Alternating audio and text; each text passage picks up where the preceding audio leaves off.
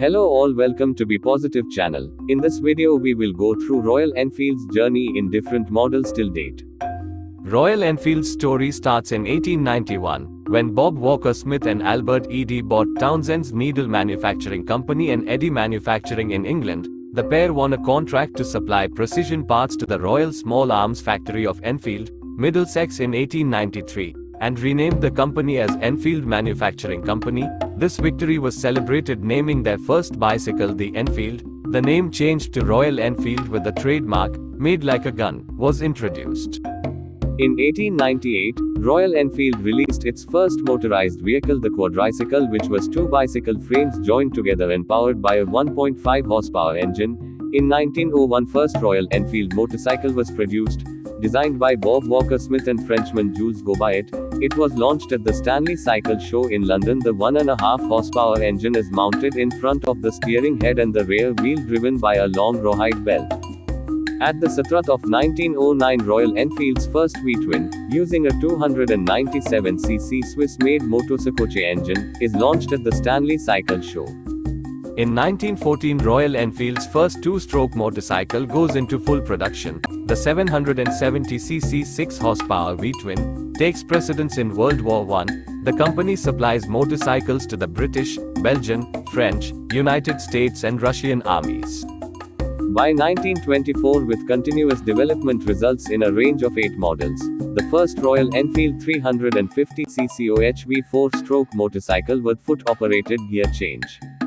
Royal Enfield adopts saddle tanks in place of outmoded flat tanks design in 1928. It is also one of the first manufacturers to change its front fork system from a Druid design to center-sprung girder forks. The legendary Bullet motorcycle is born in 1932. It was first displayed on November 1932 at the Olympia Motorcycle Show in London. It was produced in 3 versions: 250, 350 and 500cc. During the World War II, Royal Enfield produced large quantities of military motorcycles, bicycles, but the most iconic model is the 125cc airborne motorcycle known as the Flying Flea. These 125cc two-strokes can be loaded into specially fabricated parachute cradles and dropped with paratroops behind enemy lines.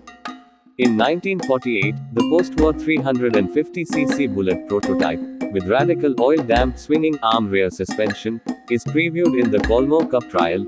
2 Bullets form part of the victorious British trophy team in the 1948 International 6-Days trial, held in Italy.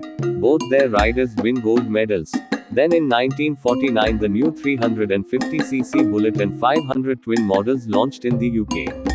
Both bikes share the same frame, swinging arm suspension, telescopic front forks and gearbox. In 1947, India gets independence from British Raj. The new government looked for a suitable motorcycle for its army to patrol the country's border. In 1952, the Royal Enfield Bullet was chosen as the most suitable bike for the job. In 1954, the government ordered 800 units of the 350cc model, and in 1955, the Redditch Company partnered with Madras Motors in India to form Enfield India, to assemble under license the 350cc Royal Enfield Bullet motorcycle in Madras, now called Chennai. The tooling was sold to Enfield India so it could manufacture components. By 1962, all the components were made in India. From 1955 to 1960, Royal Enfield bikes were sold in USA under the brand Indian. By 1967, with no major models, company closed its Redditch facility. Later, by end of 1970, company's other facility was also shut down totally. From then on, Royal Enfield is manufactured only in India. In 1977, Enfield India begins exporting the 350cc Bullet to the UK and Europe. Sales grow rapidly as the bike develops a following amongst classic motorcycle enthusiasts.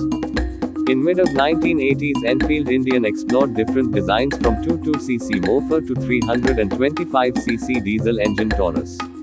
In 2015, Royal Enfield surpassed Harley-Davidson's global sales. Currently, Royal Enfield exports to over 60 countries across the world, including the USA, UK, several European and Latin American countries, as well as the Middle East and Southeast Asia.